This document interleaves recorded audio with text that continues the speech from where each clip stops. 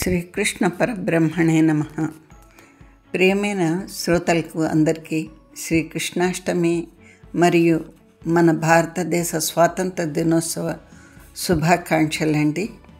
మీ అందరికీ కాశ్మీర రాజవంశ నవలల్లో నా 5వ నవల అయిన కవలలులో 4వ భాగంనకు మీకు స్వాగతం పలుకుతున్నానండి.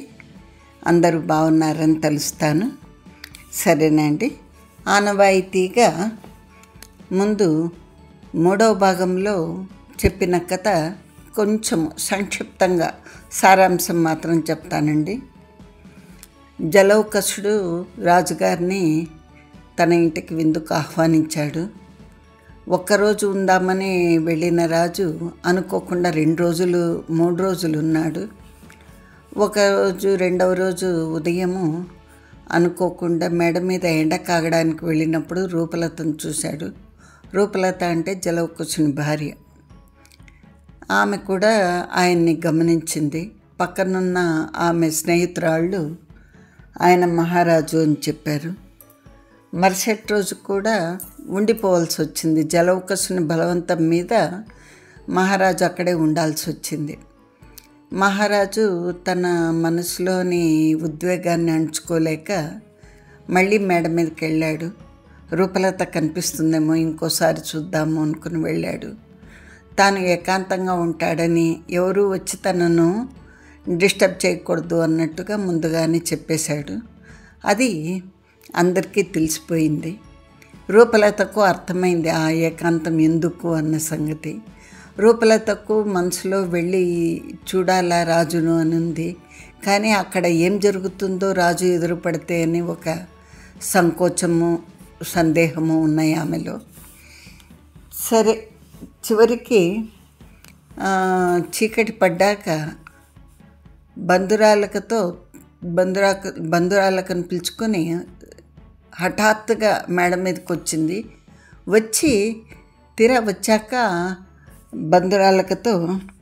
బంధురాలక పైన మహారాజు గారు ఉన్నారట, మనకు తెలియక వచ్చితిమే అని. మన రాజుగారికి తెలిసిందో ఏమో, పోదాం పదా అనేసి ఆ ఒక మాట అనేసి, అంటే మేము వచ్చి వెళ్తున్నాము అని రాజుకు తెలియడం అన్నమాట. అది ఒక రహస్య సందేశంలాగా. ఒక పువ్వును కోసి బంధురాలకు చూడకుండా రాజు మీదకు విసిరేసి గబగబా వెళ్ళిపోయింది కిందికి.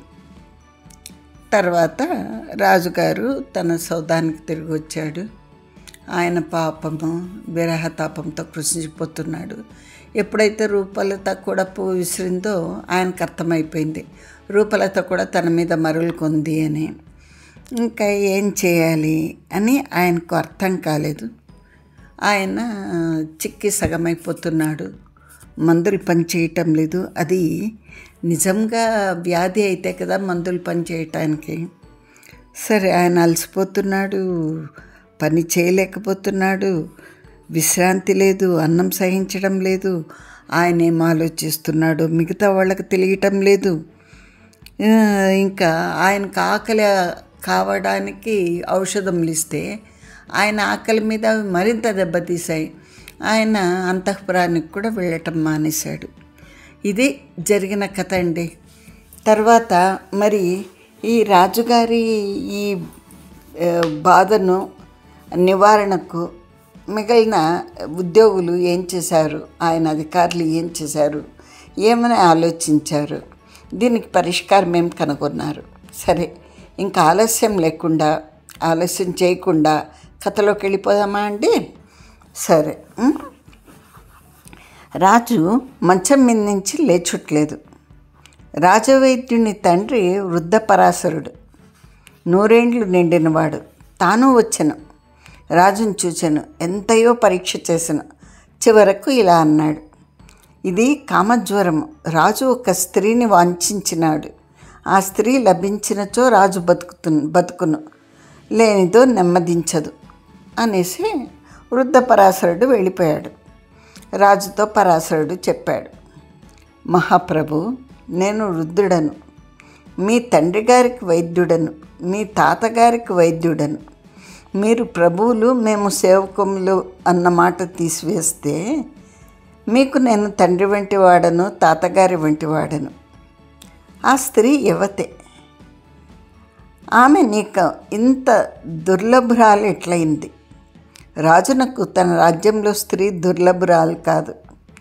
ఏ మహారాజు కూతుర్ను ప్రేమించిత్రి? అతడంత సాధింపరానివాడా? దండెత్తిపోయి ముట్టడించవచ్చునే. అతడు తన కూతుర్ని ఇవ్వనంచో దండెత్తివేతనో అనవచ్చునే. లేదా కూతునిమ్మని రాయబారములు పంపవచ్చునే. ఏ స్త్రీ కోసం మీరు ఇట్లు కృషించిపోచున్నారు? ఎవ్వతి మీ హృదయంలో కూర్చుండి మథించుచున్నదో ఆమె మిమ్ము ప్రేమించలేదా? మీరు మహావీరులు, పరమసుందరులు, ఎంతో ధర్మాత్ములు, గొప్ప పండితులు. మీ గుణములన్నీ నాకు తెలియను. మీ వంటి పురుషుని ప్రేమించని స్త్రీ ఎవ్వతే. ఆమె ఎవ్వరు? మీరు పరస్త్రీలను కామించరు. మహారాజా, నాకు ఈ విషయము మిక్కిలి సందిగ్ధంగా ఉన్నది. నా యందు నమ్మకముంచి ఈ రహస్యం నాతో చెప్పినచో నేను వృద్ధుడనై వైద్యుడనై కూడా గోనంద వంశం నందున్న రాజభక్తి చేత మీ తండ్రి గారైన దుర్లభ గోవర్ధన మహారాజు నందు గల సద్గుణముల చేత ఆకృష్టుడను అగుట చేత మీ పరమ యోగ్యత్యం వలన, మీ అందు బద్ధానరాగుడగుట వలన మీకు నర్మసచివత్వం చేసేదనయ్యా మహారాజా. ఆ స్త్రీని నీకు సంధానపరచదను. ఆమె ఎట్టి స్త్రీ అయినను సంధానపరచదను. మహారాజులైన మహాధర్మాత్ములైన మీ కర్కోటక వంశం కాశ్మీర దేశం యొక్క పుణ్యవశమున రాజ్యాధికారమును సంపాదించింది. మీరు మహావీరుడును, ధర్మాత్ముడును, ధర్మకాముడును అయిన కర్కోటకును సంతానం.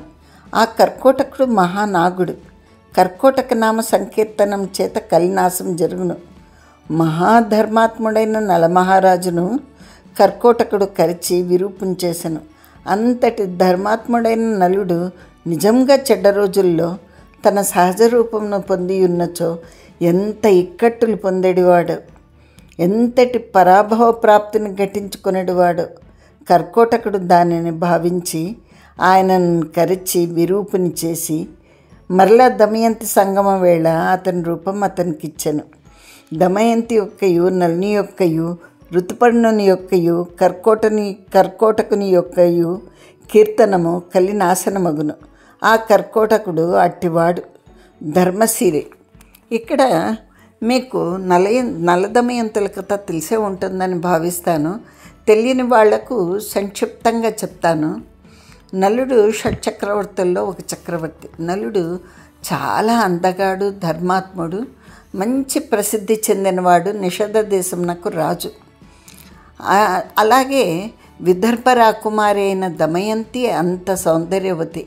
ఇద్దరూ అందంలో ఇంకొకతో సాటి లేని వాళ్ళు, అంత అందము.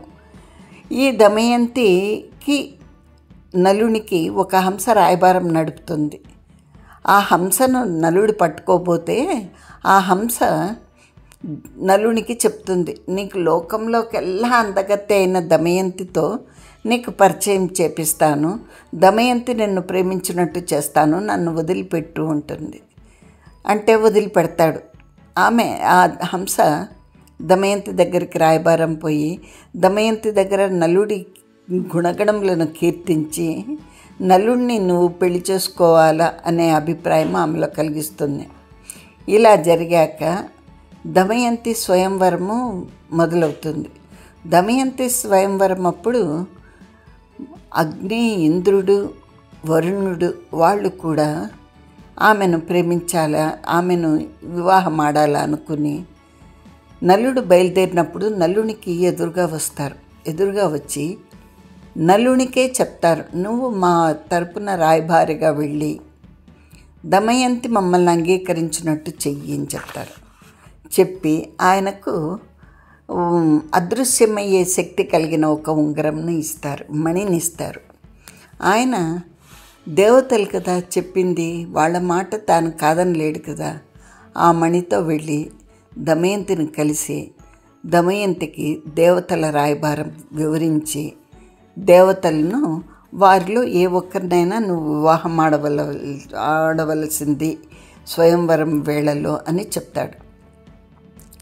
ఆమె అంటుంది, నేను ప్రేమించిండేది నలుడిని, నల చక్రవర్తిని తప్ప నేను ఇంకొకళ్ళని వివాహం ఆడను అంటే నలుడు చెప్తాడు, నువ్వు కోరి దేవతల శాపం తగిలించుకుంటావు, అది అంత మంచిది కాదు అంటాడు. అయినా కూడా ఆమె ఒప్పుకోదు. నేను ప్రేమించింది నలుడినే, నేను నలుడినే పెళ్ళాడతాను ఉంటుంది. స్వయంవర వేళలో అగ్ని, ఇంద్రుడు, వరుణుడు వచ్చి కూర్చుంటారు. వారి వైపు తలెత్తి కూడా చూడదు దమయంతి. అప్పుడు వాళ్ళు ఒక పథకం ప్రకారము వాళ్ళు ముగ్గురు కూడా నలరూప వేషధారులై నిలబడతారు. వారిలో నలుడిని గుర్తించలేకపోతుంది దమయంతి. అప్పుడు ఆమె ఆ ముగ్గురిని ప్రార్థిస్తుంది, నా ప్రేమ కనుక నిజంగా స్వచ్ఛమైనదైతే నాకు ఎవరి అన్ని నిజరూపాలు నాకు కనిపించాలి కాక అంటుంది. అప్పుడు నలుడు కనిపిస్తాడు. నలుడిని వివాహం ఆడుతుంది. దేవతలు కూడా ఆశీర్వదించిపోతారు. అంత అనురూపమైన జంట నల్ల దమయంతులది. అట్లా ఆయనకు కూడా ఒకరోజు పొరపాటున కాలి మడమ తడి లేకుండా కాళ్ళు కడుక్కున్నప్పుడు అది తడి ఉండదు. అక్కడ శని ప్రవేశించాల్సి వస్తుంది ఆయన జాతకం ప్రకారం. ఆ శని వల్ల ఆయన తన రాజ్యాన్ని అన్నిటినీ తన దాయాది దగ్గర, పుష్కరుడు అనే వాడి దగ్గర పోగొట్టుకుంటాడు. జూదంలో పోగొట్టుకుని అడవుల పాలవుతాడు. అడవుల పాలైనప్పుడు చివరికి కట్టుగుడ్డ కూడా లేకోకుండా స్నానానికని ఏట్లో దిగితే ఆ కట్టుగుడ్డ కూడా పక్షులు ఎత్తుకోపోతాయి. అప్పుడు ఆయన చేసేది లేక భార్య చీరలో సగము చించి తన నడుముకు చుట్టుకుంటాడు.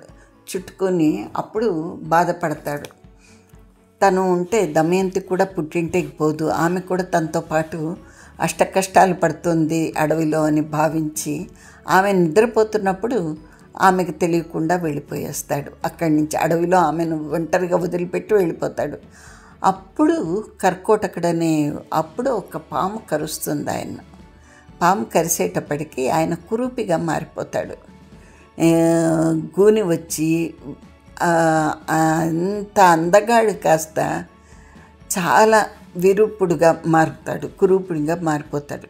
అప్పుడు ఆయన బాధపడుతూ కర్కోటకుడు ఆ పామును అడుగుతాడు, నేను నీకేం అపకారం చేశాను, ఎందుకు ఇలా చేశావు అంటే ఆయన చెప్తాడు, ఇట్లా నీకు శని ప్రభావం ఉంది, శని వదిలే వరకు నీకు నీ రూపం ఉండదు. ఎప్పుడైతే నీకు ఏలినాటి శని వదిలినాక అప్పుడు నీ రూపం నీకు వస్తుంది. అప్పుడు నువ్వు దమయంతిని కలుస్తావు.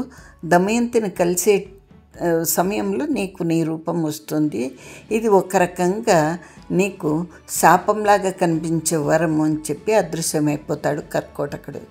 తర్వాత అలాగనే ఆయన తర్వాత దమయంతిని కలవడము, ఆయన శాపం పోయి ఆయన మామూలు రూపం ఆయనకు రావడము, తర్వాత నల్ల దమయంతులు ఆనందంగా ఉండడము జరుగుతుంది.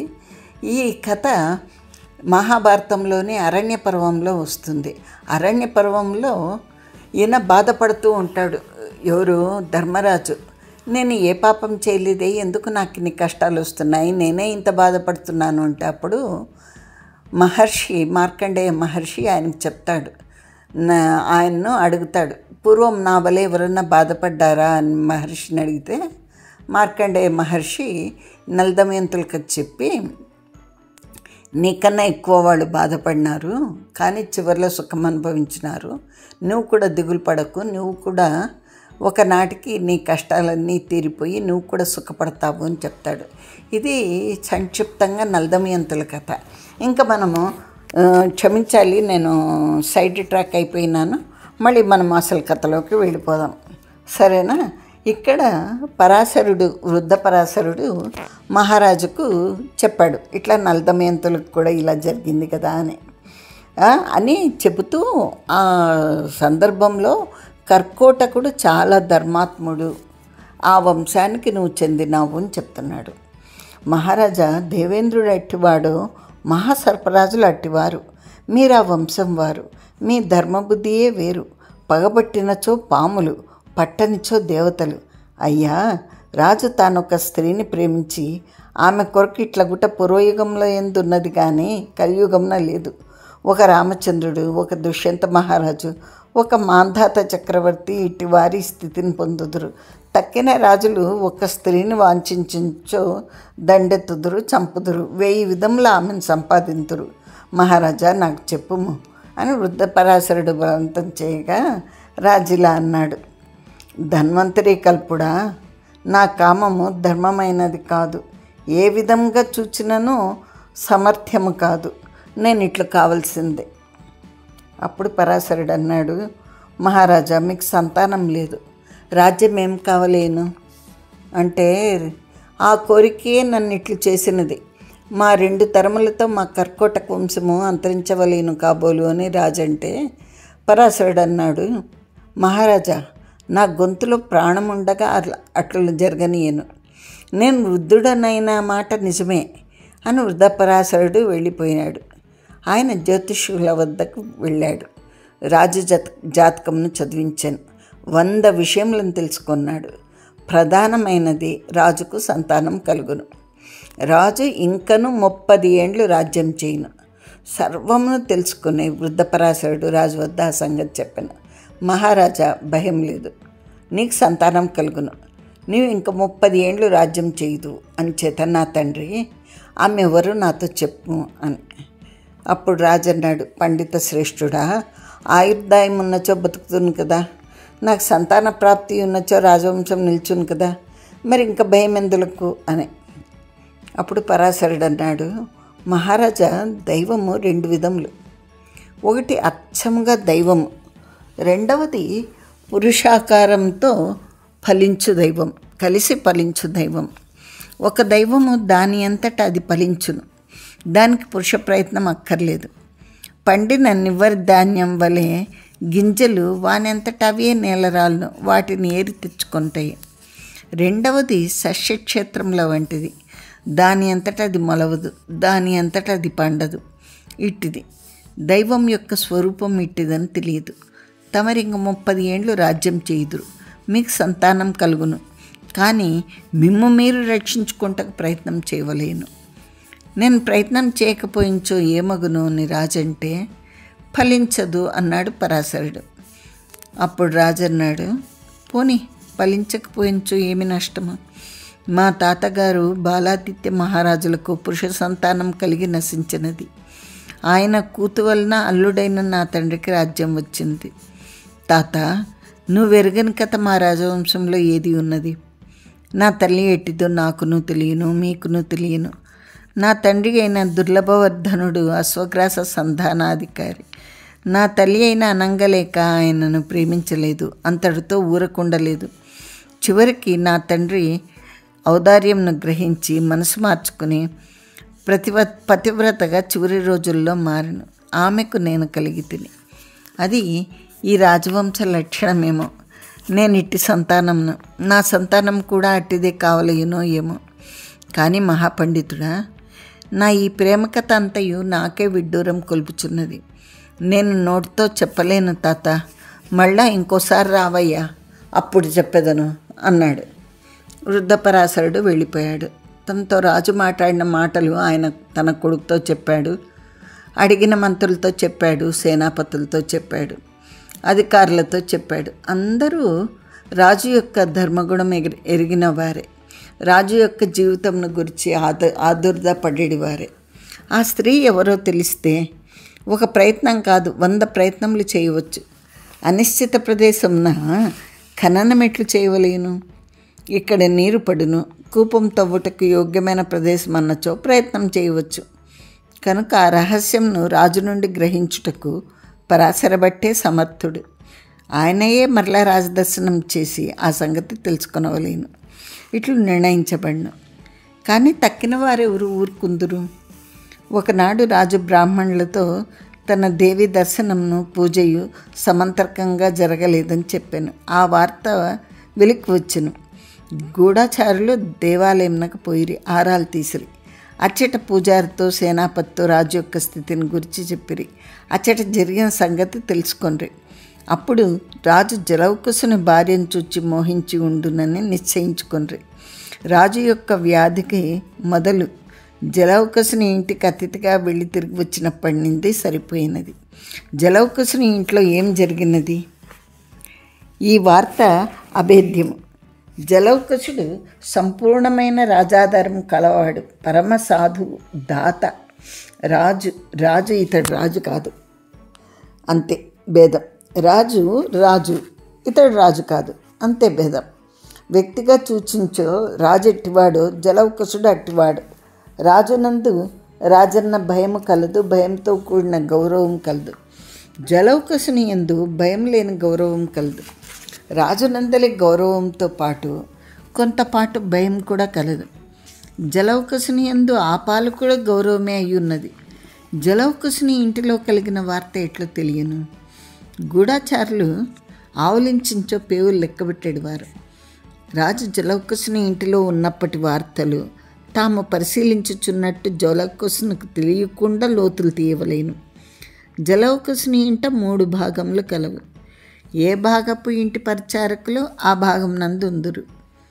ఆ పరిచారకుల చుట్టాలు, వారి స్నేహితులు, వారి ద్వారా సన్నగా వార్తలు తీయబడిను. అంతయు తెలిసింది కానీ రూపలత ప్రతాపాదిత్యుల 2వ నాటి రాత్రి జరిగిన పూలచెండు విసురుట మాత్రం తెలియలేదు. అది తెలియట సాధ్యమూ కాదు. దాన్ని తెలుసుకునవలేనంచో బంధురాలక నుండి తెలుసుకునవలేను.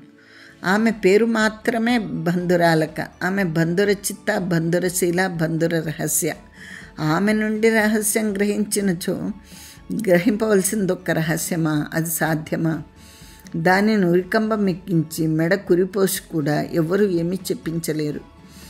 కానీ మొత్తం మీద స్థూలంగా ఏమి, కొంత సూక్ష్మంగా ఏమి రహస్యం తెలిసినది. దీంతో పాటు జలౌకసుని భార్యను గురించి ప్రఖ్యాతి ఉన్నది. ఆమె మహాసౌందర్యవతి, నాట్య విద్య పారంగుతురాలు. జలౌకసుని భార్య స్త్రీ యొక్క భోగమును గురించి కానీ, సౌకుమార్యమును గురించి కానీ, ఆమె యొక్క హేళా విధాన లక్షణములను గురించి కానీ సంశయింపవలసిన పనేమి? రాజు ఎడంద ఆమె చూరగొన్నదనటలో అచ్చరు ఏమీ లేదు. ఒకనాడు వృద్ధపరాశరుడు వచ్చాను.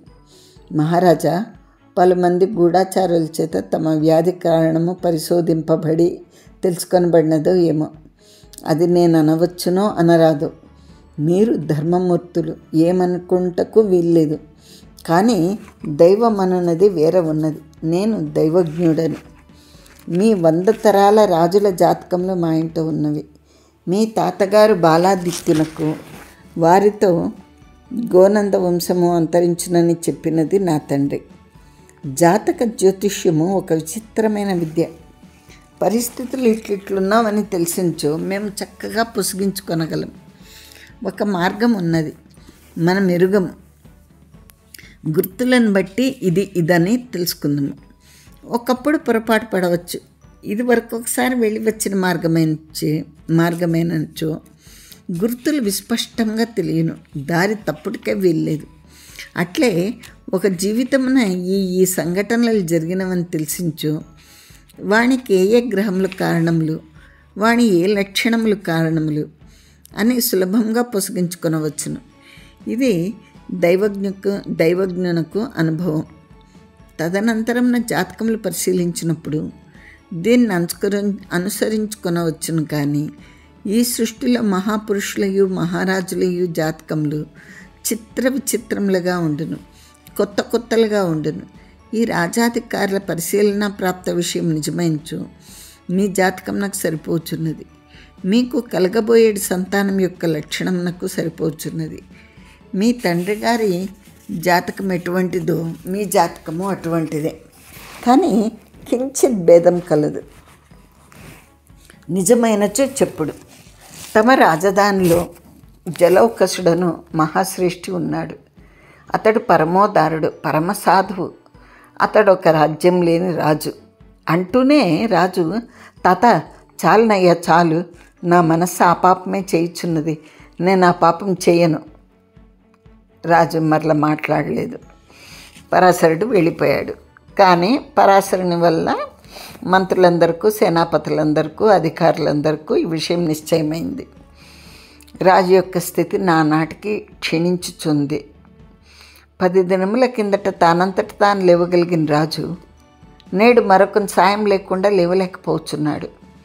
మంత్రులు సేనాపతులు వస్తారు. వారితో రాజకార్యములను పూర్వము నీతి ఎంత తీవ్రత కలదో అంత తీవ్రతతోడను భాషించును, అంత నిష్టమైన బుద్ధితోనూ ప్రసంగించును. రాజునకు ఓపిక లేనిది శరీరం నందు. రాజునకు అభ్యంగం చేయింతురు. తొలినాటి సంవాహన గాఢత్వంను సహింపలేడు. అంటే మసాజ్ అన్నమాట. ఒళ్ళు తోమితే తట్టుకోలేకపోతున్నాడు. నాడు ఆ గాఢత్వంను వాంఛించేవాడు నేడు అభ్యంగం నందు కానీ సంవాహనం నందు కానీ విముఖుడు. అన్నం పడిపోయిందనే చెప్పవలిగిను. రాజభోజనమునకు ద్రాక్షారసము 25 విధముల సిద్ధం చేయుదురు. ఒకటి పునుగు ద్రాక్ష, ఒకటి కస్తూరి ద్రాక్ష, ఒకటి మల్లి కింజల్క ద్రాక్ష. కాశ్మీర్ పర్వతముల మీద ఒక విలక్షణమైన ఫలం లభించును. దాని యందు ఒక సువాసన ఉండును, కారం ఉండును.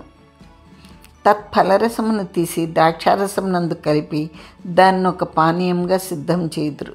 అది ఉప్పగా, పుల్లగా, తీయగా, కారంగా, చల్లగా, సువాసనాభరితంగా ఉండును. అది ధాతు వృద్ధికరము, వాజీకరణము.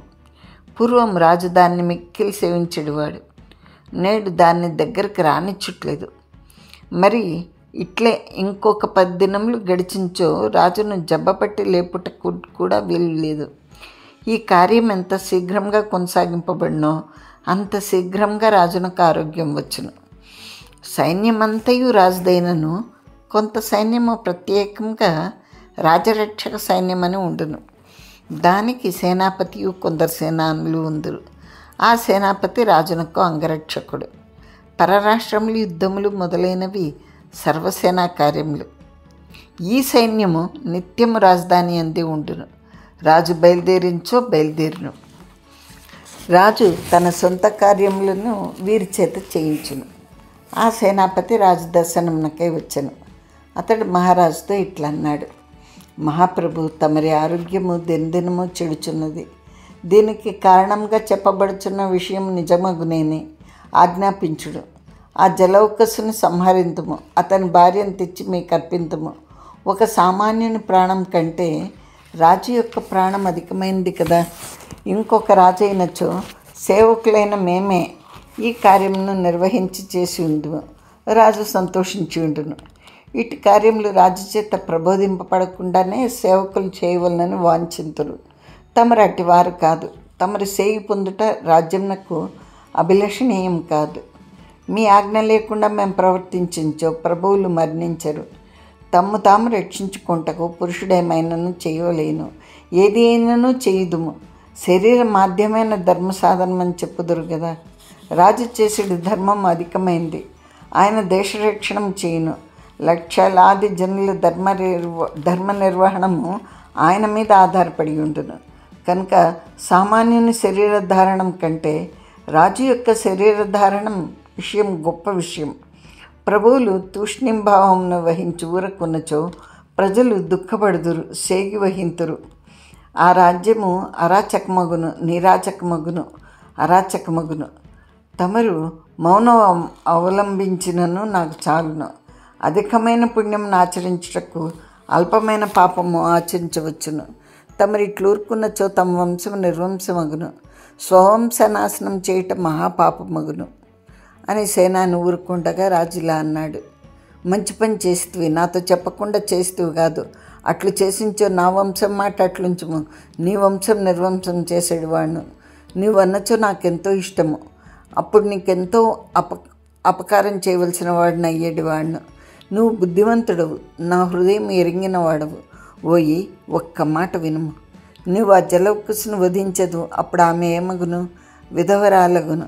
నన్ను విధవా వివాహం చేసుకోమందువా? ఈ కామ ప్రవృత్తి యందు బహుదోషములు కలవు. విధవా వివాహం అన్నది ఎంత దోషము! ఆ చనిపోయిన భర్త యొక్క జీవుడు దాన్ని అంటిపెట్టుకుని తిరుగుచుండును. ఓయి, బతికి ఉన్న నాడు బతికి ఉన్న భార్య తన్ను పరిత్యజించిపోయించబడే కష్టం వేరు. వాడు ప్రాణవంతుడు. వాని సర్వశక్తియు శరీరం యొక్క ఉనికియు బట్టి నియమించబడును. లౌకికంగా వాడు నిస్సహాయుడైనచో వానిలో వాడు కృంగిపోవచ్చుండును. వాని జీవుడు వాని శరీరం నందు నిబద్ధుడై ఉన్నాడు. వాని శక్తి శరీరం చేత పరిమితమై ఉన్నది. వాని జీవుడు గాలిలో లేడు. వాని దుఃఖం అవ్యాప్తం కాదు. తజ్జీవశక్తి విస్తరించదు. చనిపోయిన వాని జీవుడు గాలిలో ఉండును. వాని దుఃఖము అభివ్యాప్తమై ఉండును, నియమితమై ఉండదు. సంఘమునకు అక్షేమంకరమై ఉండును. గాలిలో అభివ్యక్తమై ఉన్న శక్తులు వాని ఫలితములు ఎట్లుండును చెప్పలేము. ఒక జంజో మారతం బయలుదేరును. అది వీచిన మేర కొన్ని చిన్న చెట్లు పడిపోవును.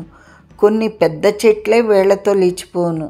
నియమం లేని శక్తి అనేక ప్రదేశములందు ప్రళయం తెచ్చును. నియమిత శక్తి దాని ఫలితము నియమిత ప్రదేశములందే ఉండును. దాని భర్త యొక్క ప్రేతము దాని చుట్టూను తిరుగాడుచుండును. విధవరాలిని పెండ్లి ఆడిన వారిలో కొందరు లౌకికంగా సుఖపడినట్టు కనిపింపవచ్చును. ఆ దుఃఖము వానికి కాకపోవచ్చును. ఎవనికి గట్టిల్లునో తెలియదు. ఈ ప్రపంచకమంతయు ఒక్కటే మహా విషయము. ఎప్పుడు ఏ విపరీత శక్తి ఎచ్చట విజృంభించినో మనకు తెలియదు. మన జీవితంకు సంబంధించినంత వరకు బాగానే ఉన్నదనుకుంటా. స్వలాభపరాయణత్వం, స్వార్థపరత్వం, సర్వప్రపంచకం ఒక్కటే సమామ్నాయం, ఒక్కటే సమాఖ్య అన్న దృష్టి లేకపోవుట.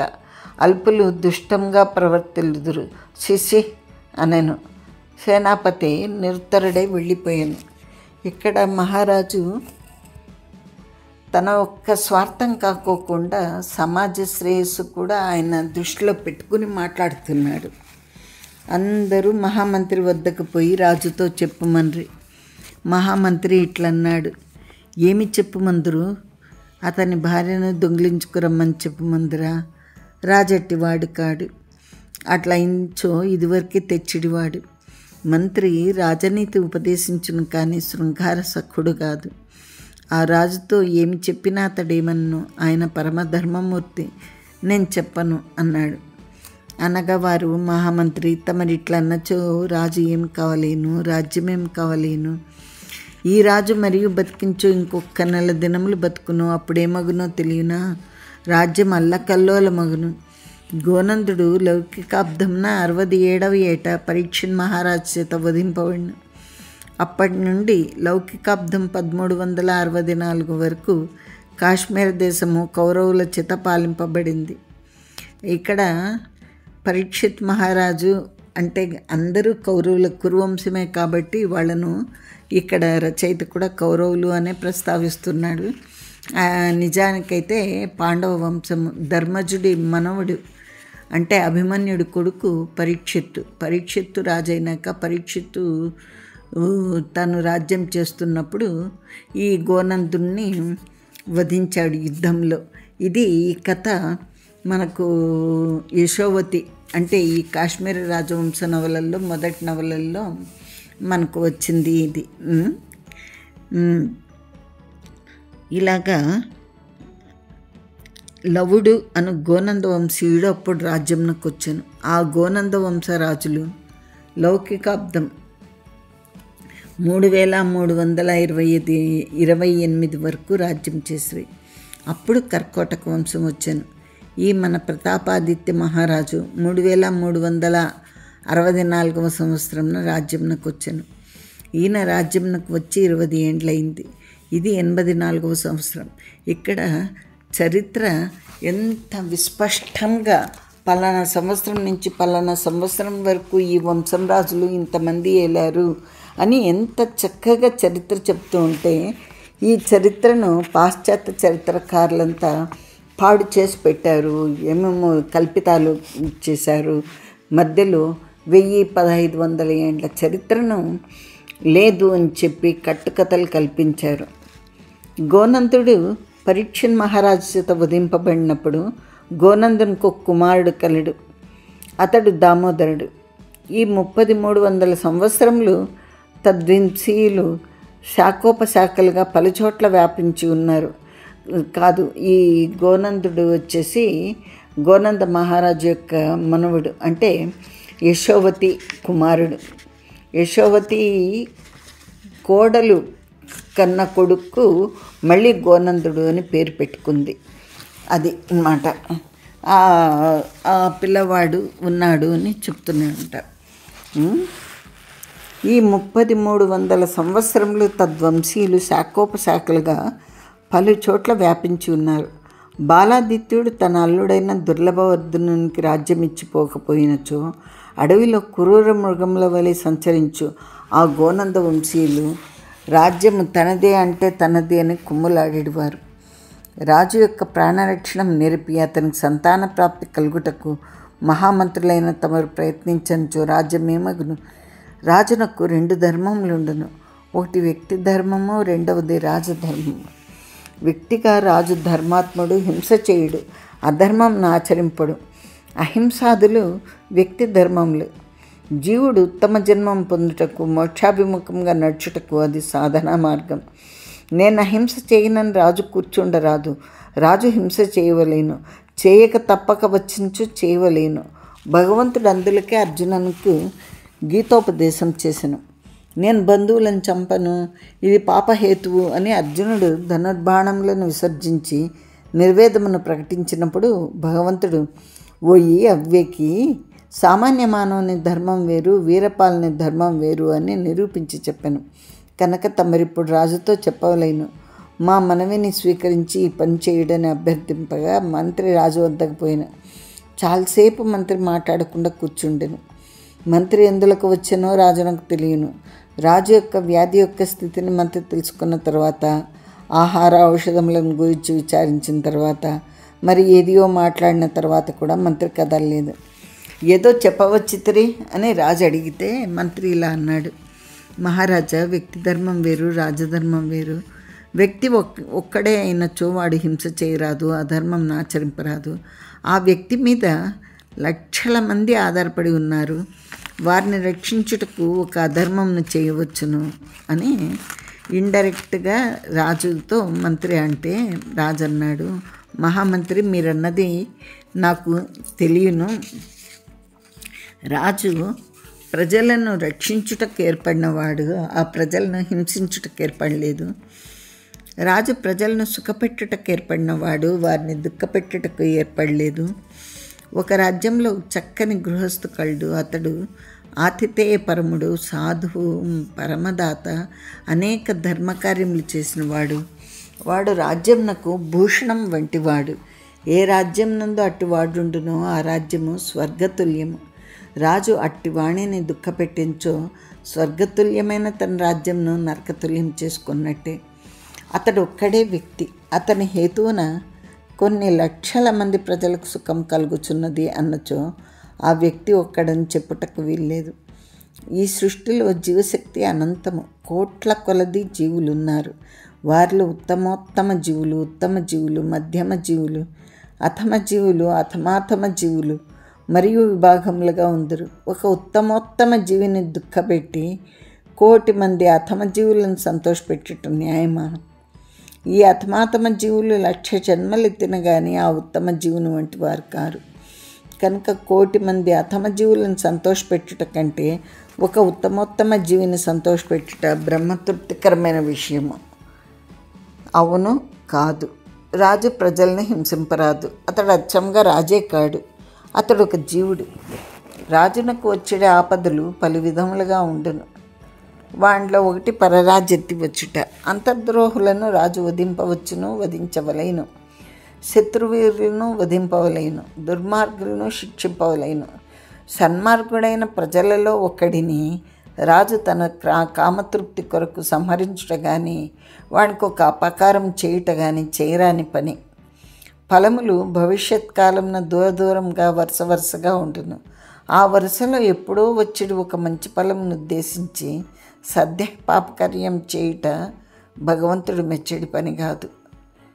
ఒక రాజు వ్యాధిగ్రస్తుడైనాడు. అతనికి సంతానం లేదు. అతడి బతుకున్నచో వానికి సంతానం కలగవచ్చును. ఆ రాజును బతికించుటకు వేరొక సత్పురుషుని బలియిత్తువా? అది వైదిక మతం కాదు, పాషాణ మతం కావచ్చును. మతములు ఎన్ని లేవు. పాషాణ మతమే మంచిదనిపించు మతములు కూడా కలవు. అదియు కాక మహామంత్రి, మీరు మా తాతల నాటి మంత్రులు. వృద్ధ పరాశరులు ఎట్టివారు, మీరెట్టివారు.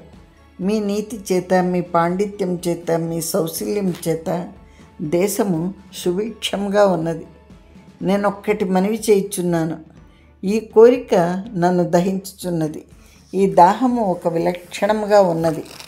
ఒక స్త్రీని ఒకడు వాంఛించవచ్చును, వాడు బెట్టుగా కోరవచ్చును. ఆమె తనకు లభించినచో తాను చనిపోదును అనవచ్చును. అంతటి తీవ్ర కామము నాకు లేదు అనుకుంటా. నా మనసు ధర్మమును భావించుచున్నది. నాలో 2 మనస్సులు ఉన్నవందుము. ఒక మనసు భావిత కామము, ఒక మనస్సు భావిత ధర్మము. నాకు తెలిసినంత వరకు భావిత ధర్మమైన నా మనస్సే నిశ్చయాత్మకంగా ఉన్నది.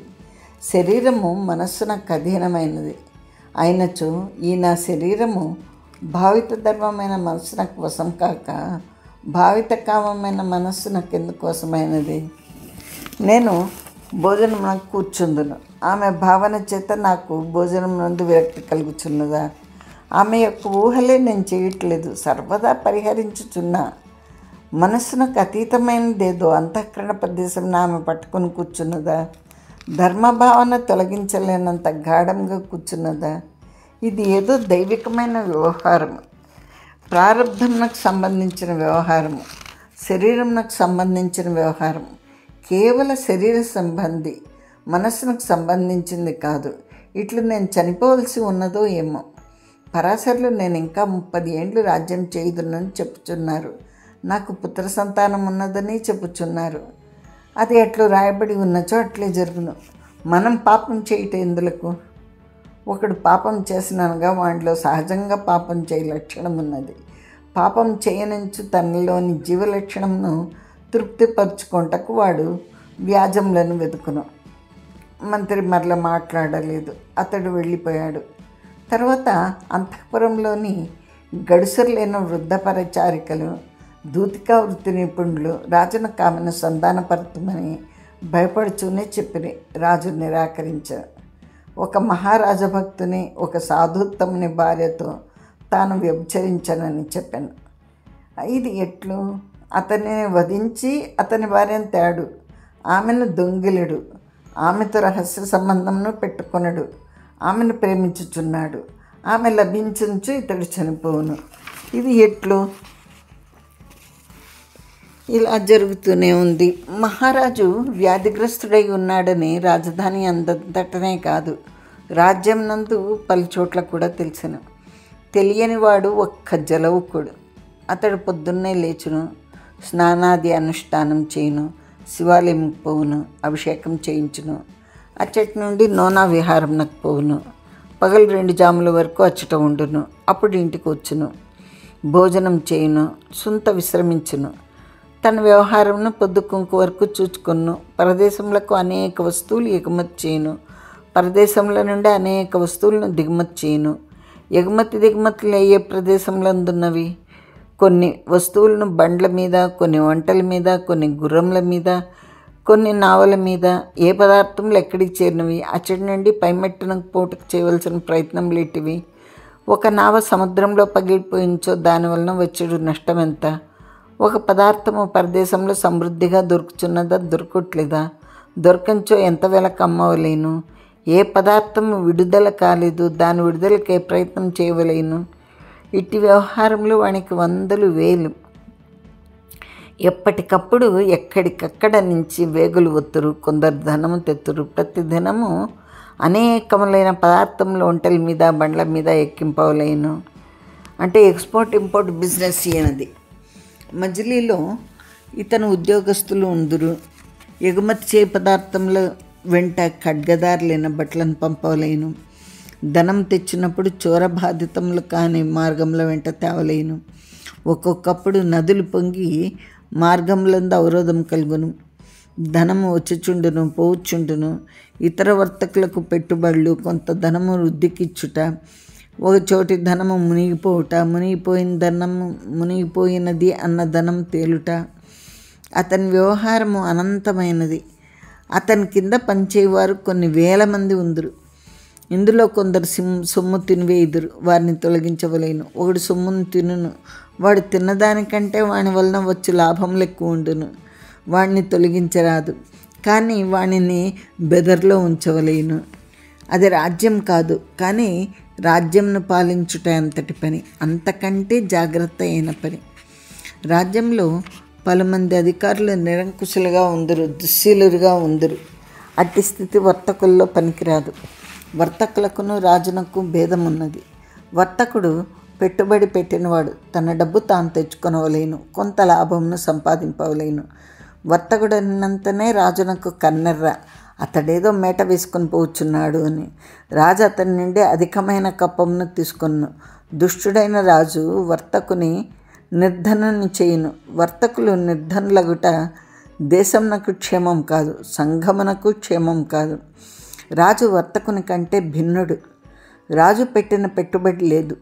తన వద్ద సైన్యం ఉన్నదని, పరంపరాప్రాప్తమైన అధికారం ఉన్నదని, వ్యవస్థాభూతమైన రాజ్యాంగములు రాజాధికారులు ఉన్నారని పన్నులు ప్రజల నుండి తీసుకొను, వారికి మేలు చేయుదును అనును. ఒక్కొక్క రాజు భోగములే అనుభవించును. రాజ్యాంగమని యంత్రం సాగుచుండును. ఆ యంత్రంను ఈ రాజు ఏర్పరచలేదు. అది అనాదిగా వచ్చే యంత్రం. వర్తకుని వ్యవహారం కూడా యంత్రం వంటిది. ఆ యంత్రము వర్తకుడే నిర్మించుకున్నది. రాజునకు వర్తకునకు ఈ భేదం ఉన్నది. రాజు తన పని మంత్రుల మీద, సేనానుల మీద, మరి ఇతరులైన అధికారుల మీద వదిలిపెట్టవచ్చు. వర్తకుడు సర్వమును తానే చుచ్చుకొనవలేను. ఇటు వ్యవహార పరమాశతో జలౌకసునకు పొద్దుగుంకును. అప్పుడు అతడు స్నానం చేసి విష్ణుఆలయంకు పోవును. జాము పొద్దుపోయి వచ్చును. భోజనం చేసి శయ్యాగృహంకు పోవును. ఒక రాజు తన ఇంటికి అతిథిగా వచ్చించో అతడు తన ఈ కార్యకలాపములన్నీ సంక్షేపపరచును. జలౌకుశం దర్శనమగుట మిక్కిలి కష్టం.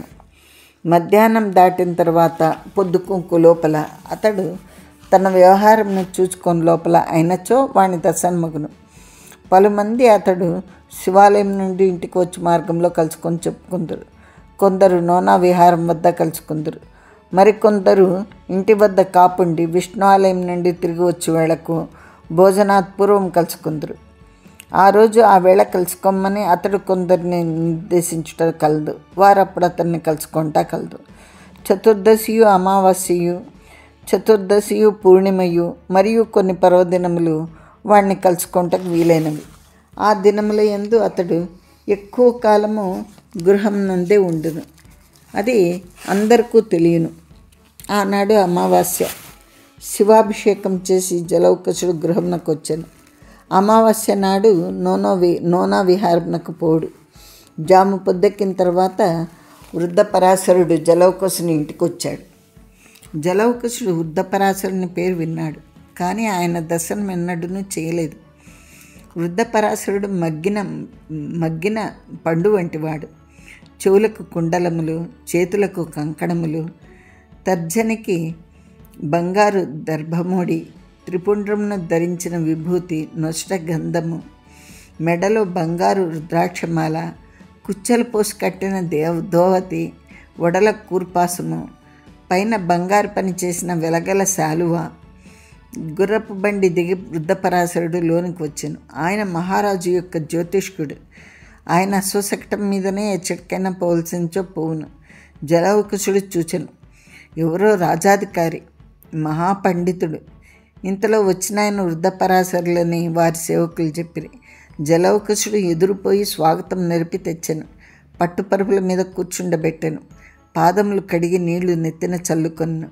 సహజ వినయవంతుడైన జలౌకసుడు చేతులు జోడించుకుని పక్కన నిల్చుండెను. పరాశరులు కూర్చుండమన్రి. జలౌకసుడు కూర్చుండలేదు. జలౌకసుడు ఇట్లన్నాడు, తమరు బృహస్పతి వంటి వారు ఇంద్రుని నగరం వదిలి వచ్చారు అని. మేము కుబేరుని నగరంకి వచ్చాము అన్నాడు పరాశరుడు. తమరి అనుగ్రహము. నేనేమి కుబేరుడను, నలుగురికి పెట్టుటకు తినుటకు మాత్రమే కలవాడను అని జలౌకసుడు అంటే, నిన్ను గురించి మేము విన్నదియు నీ రూపమును నీ మాటయు సరిపోయింది. మాకు నీ యందు అకారణ దయ కలిగింది అన్నాడు పరాశరుడు. అది నా పూర్వజన్మకృత పుణ్యఫలము అని జలౌకసుడు అంటే, పరాశరుడు అన్నాడు, మేము పోయి ఎవ్వరి జాతకములు చూడము, వారే వచ్చి మాకు చూపింతురు. మంత్రులు, సేనానులు, మహారాజులు, సర్వజనులు వచ్చి తమ జాతకములు మాకు చూపింతురు. నీవు ఈ రాజధానికి వచ్చి 10 ఏండ్లైనది. మా దర్శనం నాకెప్పుడూ రాలేదు. నీ ఔదార్యము, నీ సుగుణ సంపద, నీ సంపత్తును గురించి మిక్కిలి విన్నాం. నీ జాతకంను చూడవలేనని మాకు కోరిక కలిగింది. అందుచేత మేముగానే వచ్చాము అన్నాడు. అప్పుడు జలౌకుడు అన్నాడు, భాగీరథి పిచ్చుక కుంట మీద ప్రవహించింది. మాది రౌహితక రాష్ట్రం. నా తండ్రి నా జాతకం రాయించి ఉన్నాడు అన్నాను. అది ఉందా అని పరాశరుడు అంటే, ఉన్నది అన్నాడు జలౌకుశుడు. దాని ప్రకారమే జరుగుతున్నదా అని పరాశరుడు అడిగితే జలౌకుశుడు అన్నాడు, నేను దాని వంక ఎప్పుడూ చూడలేదు. ఏదో జన్మ ఎత్తి తిని కొన్నాళ్ళు బతుకుదాము. బతికి ఉన్నప్పుడు సత్కారములు చేయుట తప్ప విశేషమేమీ ఉన్నట్టు నాకు తోచదు అన్నాడు. పరాశరుడు అన్నాడు, అట్లు కాదయ్యా, ఇంత సంపత్తి ఉంది, ఇన్ని భోగములున్నవి, ఇంతటి వర్తకం ఉన్నది, ఇంతటి రాజ్యం ఉన్నది. ఇది ఇంకనూ వృద్ధి పొందునా, ఇట్లే ఉండునా? దీనిలో దేనికైనా భంగం వాటిల్లునా? ఆయుర్దాయం ఎంత ఉన్నది? సత్కార్యములు చేయుటయే ప్రయోజనమైనను ఆయుర్దాయం అధికంగా ఉన్నచో సత్కార్యములు అవిచ్ఛిన్నంగా చేయవచ్చును కదా. నీ వంటి వాడు దీర్ఘాయుష్మంతుడవుట ప్రజలకు క్షేమం కదా. నీ జాతకంను నేను చూడగోరుచున్నాను. తెప్పించి ఇచ్చించో చూతును, అందుకోసమే వచ్చినాను అన్నాడు. జలౌకుశుడు అన్నాడు, స్వామి, ఏ పెట్ట అడుగున ఉన్నదో దాని కొరకు వెదకవలేను. వెదికి తెప్పింపగలవా అని పరాశరుడు అంటే జలౌకుశుడు అన్నాడు, అది ఇప్పుడు సాధ్యం కాదేమో. వెదికించి అట్టి పెట్టదను, దొరికినంతనే దాన్ని తీసుకుని మీ దర్శనం కొరకు నేనే వత్తును అని. అప్పుడు పరాశరుడు అన్నాడు, సరే కానీ మహారాజు గారికి వ్యాధిగా ఉన్నదని నీకు తెలియనా అని. మహారాజు గారికా వ్యాధియా? నాకు తెలియదే, ఏం వ్యాధి అని జలౌకుశుడు అంటే పరాశరుడు అన్నాడు, నీకు తెలియదని నేను అనుకున్నాను. అందరినూ వచ్చి రాజదర్శనం చేసిపోతున్నారు. నీకు తెలిసించో నువ్వు కూడా వచ్చేడివాడివే అని. జలౌకుశుడు అన్నాడు, మహారాజు గారి మంచం మీద నిండి లేచుట్లేదా అని. లేదు, అంతేకాదు వారి వ్యాధి ఇది అని వైద్యులు కూడా చెప్పలేకుండున్నారు. మీ ఇంటికి వారు అతిథిగా వచ్చిరేట కదా, ఎన్నాళ్ల కిందట అని పరాశరుడు అడిగితే 2 నెలలు కావస్తోంది అన్నాడు జలౌకుశుడు. అప్పటి నుండియే వ్యాధి మొదలుపెట్టినది. ఆ వ్యాధికి మందు లేకుండా ఉన్నది. ఇంకొక నెల నాళ్ళు ఇలాగే ఉంటే మహారాజు జీవించునని నమ్మకం లేదు అన్నాడు పరాశరుడు. నా ఇంటి నుండి వెళ్ళినప్పటి నుండి వ్యాధియా? అవును, మహారాజు గారు మా ఇంట ఉన్నప్పుడే నిద్ర పట్టలేదన్రి. ఏదో మనోబాధను అనుభవించుచున్నాము అన్రి. ఆ పూట వెళ్ళదు మనగా బలవంతం చేసి మరీ 2 పూటలు ఆప్తిని. ఈ అప్రతిష్ట నాకు రాదు కదా. ఆ వ్యాధి నా ఇంటిలో నుండి మొదలుపెట్టినట్టున్నది అన్నాడు జలౌకుశుడు. అందుకనియే నీ జాతకం చూడవలేనని వచ్చి తినే అని పరాశరుడు అంటే జలౌకుశుడు అతని నుండి వెళ్ళిపోయి పెట్టెలన్నీ వెదికి 2-3 గడియలైన తర్వాత ఒక 25 తాటి ఆకుల గ్రంథంను చేత పుచ్చుకుని వచ్చాడు. పరాశరుడు అంతసేపు ఆ చెట్టునే కూర్చున్నాడు. పరాశరుడు ఆ గ్రంథమును తీసి ఆకులు విదిలించాను. ఆకులు చెడలేదు కానీ అక్షరములు కనిపించుటలేదు. మసిపూసిన కానీ అక్షరములు కనిపించవు. మసిని తెప్పింపమన్ను. ఆ మహాసౌధములు మసి ఉండును. పరాశరుడు లేచి జలౌకుశుని, నువ్వు జపం చేసుకుని స్థలమెచ్చుట అని అడిగి జాతకం కట్ట చేతిలో పుచ్చుకొని లోనికి పోయిన. ఇద్దరును పోయిరి. జపగృహంను జలౌకుశుడు చూపించను. అందుక గూడున్నది. దానిలో దీపారాధన వెలుగుచున్నది. ఆ దీపపు పొగ గూటి పైభాగంన నల్లగా చిక్కగా బిళ్ళ కట్టినది. పరాశరుడు అచ్చట కూర్చుండి ఆ మసిని గీకను. నీ భార్య ఇచ్చట ఉన్నదా అని అడిగాను. జలౌకుశుడు భార్యను పిలిచాను. రూపలత వచ్చాను. పరాశరుడు ఆమె వంక నిదానించి చూచాను. ఆమె కనుబొమ్మలు నల్లగా దీపపు పొగ రేఖలు తీర్చినట్టుండెను. పాలం నందు కూడా కనుబొమ్మలు నల్లగా గుమ్ము కట్టినట్టుండెను. నేత్రములు విశాలములు, మరలా కావు. ఆమె చూపు సూచిముఖ విలసితము. ఈ వృద్ధ బ్రాహ్మణుడెవరు? ఇతడు నన్ను చూడవలసిన అవసరమేమి అన్నట్టుగా ఉన్నది. ఆమె వదనఛాయ ఇట్లా ఉన్నదని చెప్పుటకు వీల్లేదు. అది ఎరుపా, తెలుపా, నీలమా, రతనం పొడి కలపబడి ఉన్నదా? అన్నీ కలిపి చేసి మెరుగుపెట్టబడి ఉన్నదా? ఆ విశాలమైన పాలదేశమున మన్మథుడు వచ్చి నాట్యం ఆడుచున్నాడా? బ్రహ్మసింహాసనాసీనుడై ఉన్నాడా? ఎవరిమే? వృద్ధ పరాశరునికి స్మృతి లేకపోయాను. అతని వయసును బట్టి అతని పాండిత్యమును బట్టి సరిపోయింది. కానీ లెంచు ఆ పండితుడు ఆమెను చూచి ముగ్ధుడై కామభావమును పొందినాడని చెప్పవలేను. పరాశరుడు కొంతసేపు ఆగి ఇట్లన్నాడు, ఏమమ్మా, ఇది జలౌకుని జాతకం. తాటి ఆకుల మీద రాయబడి ఉన్నది. నువ్వు నా పేరు విని ఉండవు. నా పేరు వృద్ధ పరాశరుడు. నేను 3 తరాలుగా కాశ్మీర రాజవంశమునకు జ్యోతిష్కుడను. జలౌకసుని జాతకంను చూడవలేనని వచ్చి తిని ఈ దీపారాధన యొక్క పొగ కమ్మిన మసిన గీర్తిని దీనిలో ఆమ్దం కలిపి ఆకులకు రాయవలేను. అప్పుడు అక్షరములు తెలియగలవు.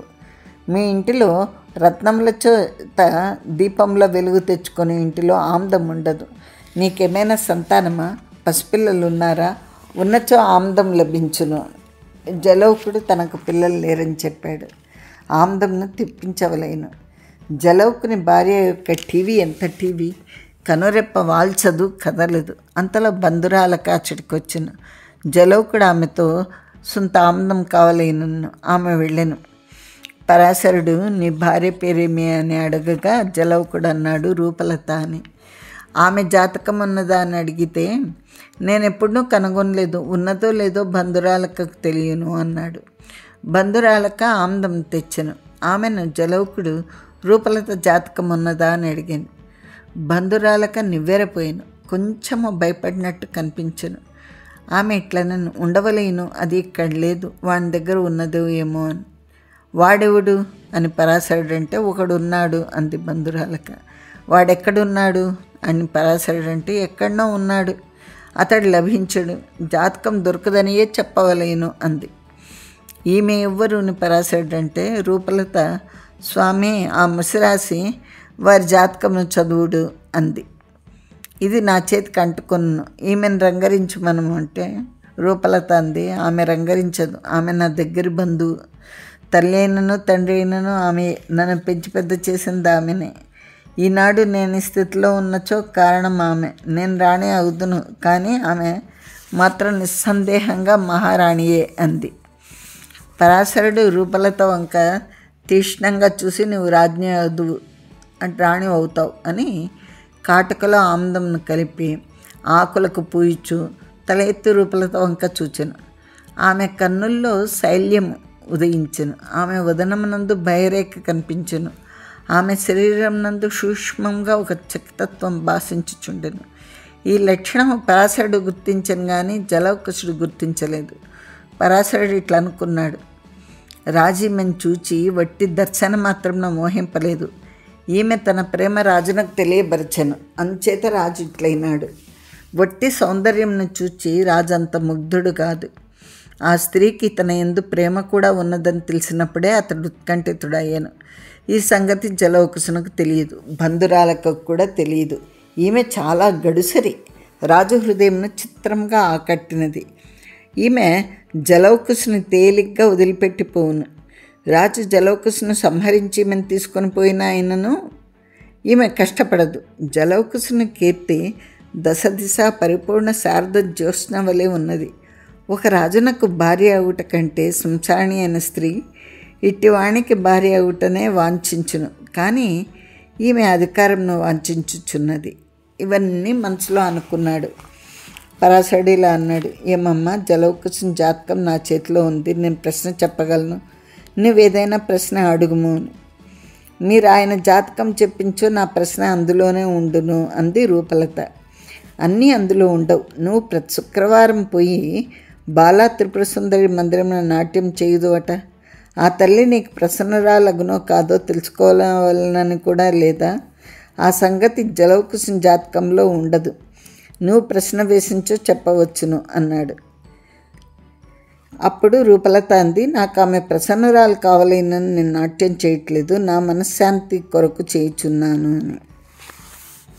ఇక్కడితో ఈ రోజుకు నేను చాలు చేస్తున్నానండి. ఇక వృద్ధ పరాశరుడు వచ్చాడు, రూపలతను చూశాడు. కొంతవరకు ఆయనకు సంగతి అర్థమైంది. ఇంకా జాతకములు పరిశీలిస్తే ఆయనకు పూర్తి విషయం అవగతం కాగలదు. ఆయన జాతకం మంచి నిపుణుడు కాబట్టి, దైవజ్ఞుడు కాబట్టి ఆయన జాతకంను చూసి చెప్తాడు.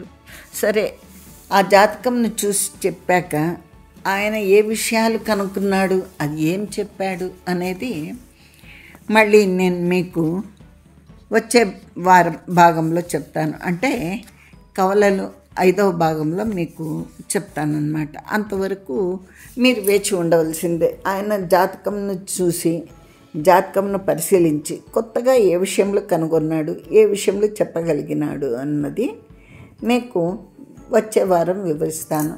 సరేనా? మరి మీరు మళ్ళీ కవలలు 4వ భాగము ఇది, 5వ భాగం వరకు వేచి ఉండవలసిందే. మళ్ళీ మిగిలిన కథ తెలుసుకోవాలంటే మళ్ళీ రాజుకు ఆమె దక్కుతుందా లేదా, ఈయన వృద్ధ పరాశరులు ఆ జాతకంలో కొత్త విషయాలు ఏం కనుగొన్నాడు, దానికి ఆయన ఆ రాజు బాధ నివృత్తి చేయడానికి ఏం విషయము కనిపెట్టాడు, అవన్నీ మళ్ళా వచ్చేవారం చెప్తాను. అంతవరకు వేచి ఉండండి. మీ అందరికీ ఇంకొకసారి స్వాతంత్ర దినము మరియు శ్రీకృష్ణాష్టమి, జన్మాష్టమి శుభాకాంక్షలు చెప్తున్నానండి. అందరూ హాయిగా పండగ చేసుకుని సంతోషంగా ఉండండి. జై శ్రీకృష్ణ అనండి. మనకు ఎలాగైతే రామ జన్మభూమి వచ్చిందో అలాగే కృష్ణ జన్మభూమి కూడా పూర్తిగా మనకు చేతికి అందుతుందని మనం ఆశిస్తున్నాము. సరేనా అండి? ఓకే. మీకు మరి నా కథనం నచ్చితే మీ ఫ్రెండ్స్తో షేర్ చేసుకోండి. సబ్స్క్రైబ్ చేయని వాళ్ళు సబ్స్క్రైబ్ చేయండి, సబ్స్క్రిప్షన్స్ పెంచండి, నన్ను ప్రోత్సహించండి, నన్ను ఆశీర్వదించండి. నన్ను మీరు ప్రోత్సహిస్తే ఇంకా మరిన్ని మంచి కథలు మీకు వినిపిస్తాను. విశ్వనాథ్ సత్యనారాయణ వారి రచనలు చదివే వాళ్ళు సంఖ్య చాలా తక్కువనే నేను అనుకుంటున్నాను. అందుకే నేను ఇదే సెలెక్ట్ చేసుకుని ఈయన కథలే మీకు వినిపిస్తున్నాను. ఇంతటి అద్భుతమైన కథలు మీకు మిగతా ఏ భాషల్లో కూడా దొరుకుతాయని నేను అనుకోవడం లేదండి. ఇంత అద్భుతమైన కథలు నేను మీకు వినే అవకాశం ఇస్తున్నాను. ఈ అవకాశాన్ని సద్వినియోగపరచుకోండి, ఆనందించండి ఈ నా కథనం వినేసి. సరేనా? ఓకే. ఇంకా ఇంతటితో ముగిస్తున్నానని చెప్పాను కదా, ఇంకెక్కువ సుత్తి కొట్టాను మరేనా. మరి వచ్చే వారం మిమ్మల్ని మళ్ళీ కవలలు 4వ భాగం, కవలలు 5వ భాగంతో కలుస్తానండి. అంతవరకు సెలవు. మరి ఉంటానండి. By by.